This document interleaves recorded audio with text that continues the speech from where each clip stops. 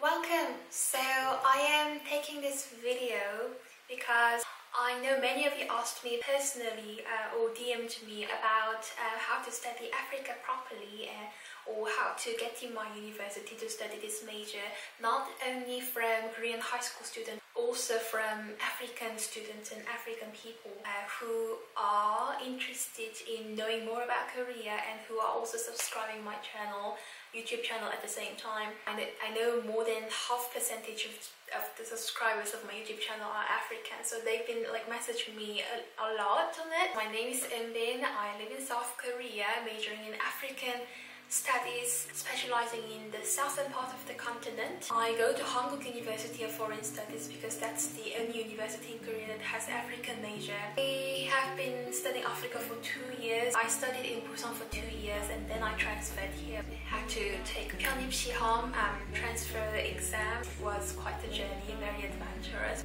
And I went to South Africa early semester of this year to study African politics in the University of Cape Town.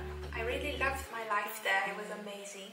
And then as soon as I came back, I decided to take a semester off, even though I'm actually supposed to be graduated next year, because I suddenly got a job. So I am right now in my office. I won't tell you where I work, but it's quite a nice place. But I think I'll be working here for some time. I had a chance when I was about 18 and 17 that my friends were living in Kenya, so I went to Kenya and accidentally I visited Ethiopia and South Africa after I visited Kenya. So it was like visiting 3 different countries at once. And that was the time I decided to myself that I would study Africa because it was so beautiful, and I had this image about Africa that I had when I was young, image of a jungle with a lion and elephants and everything, and I just thought that the whole territory of the big continent would be just like that, which is very stupid.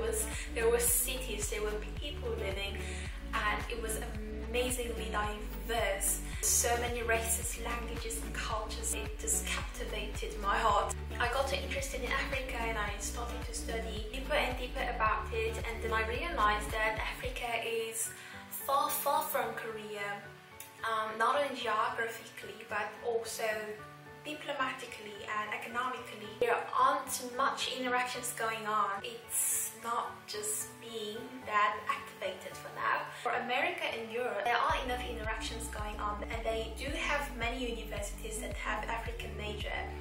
In Asia, it's less, of course, but if I have to take examples, China, they are already in Africa. Most of the countries, Japan and even Russia, they are strategically approaching Africa, and they've been building relationships so far quite impressively, and Korea is late. They are trying so hard to activate more interaction between African continent and Korea. I think it's working really well. They built Korea Africa Foundation, advertising African movies or holding an Africa festival. The people are more interested in Africa, and I think it's a very, very, very good sign. They say that the world is becoming flat. You have to be able to interact enough with people who are from different backgrounds, cultures, nationalities. Africa can't be exception, but there's a problem. We do want to study Africa, but how? I mean, I am majoring in Africa, so I can study in my university, but you can't because you're outside of university. How do we study Africa? Of course we can't study enough because schools don't teach them. I mean, for high schoolers, if I take an example, they learn world history. Historical contents are all focused on what happened in Europe, Asia, and America, but not Africa.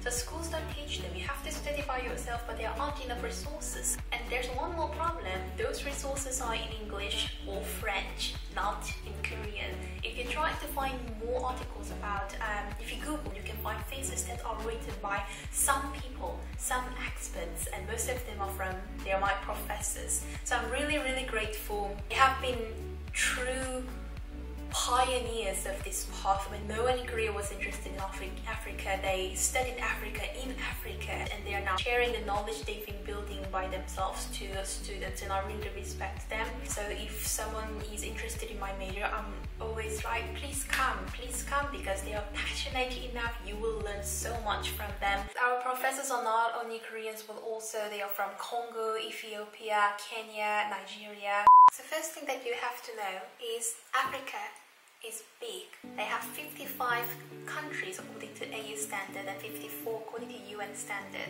So it's a very big market. If you're aiming to be a regional expert, then you have to be an expert of a certain region. That's why if you come into my university, we have 3 different divisions: West, South, and East. I am majoring in southern part of the continent, and this southern part of the continent is economically more related to Africa, so we learn more about political economy. We get to extract data from sites like IMF and World Bank. We analyze graphs, GDP and poverty rate, something like that, and then we try to find solutions on how to make this graph rise. West and East, I think they focus more on languages and culture.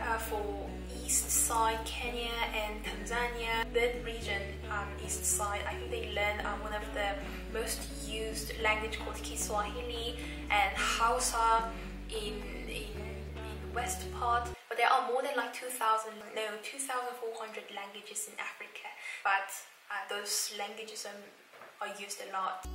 You have to choose a specific region that you want to focus and prepare a file like this. This is just what I did when I was preparing for transfer exam. Prepare a file like this, or just using internet. It's actually fine.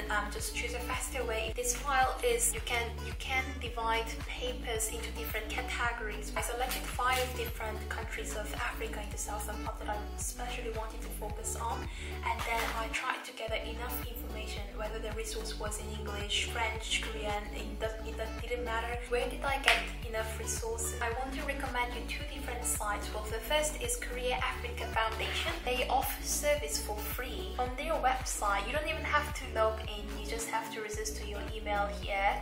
And what happens is they gather African news every day and they translate it from English to Korean, and they deliver it to your email if your email is registered. Every day you can get African recent news. Every day. Isn't it the amazing service? And they also give you the links that are related, so you can also print it out and put it in a file. Kotra and Kawika, because they are much related to Africa in the field of international development cooperation, and they also work closely with the UN, so they have a lot of information about Africa on their websites. You can also utilize those resources and try to download files from HTO or IMF English websites where you can get information about GDP, poverty rate, and different kinds of resources and data of each African country, what government. So, and you can also utilize books that are translated, but I think some of the books are very written from a parochial perspective and very personal sometimes. It contains personal views on how Africa should be like. Try to find books that are just explaining about facts. For example, if there's a question why Africa can't live well, there are many history right or totally wrong. Don't try to be weighted by that, just try to find facts. We always have to use resources from official sites, very trustful sites, government sites. I would also want to emphasize that it's very important to meet Africans. There are many Africans actually who are living in Korea, so try to get to know them. There are a lot of African meetings like festivals, classes where you can have chances to meet Africans. So try to talk to them at meetings that are related to Africa. Kotra, Kawika, they hold a lot of international development cooperation seminars.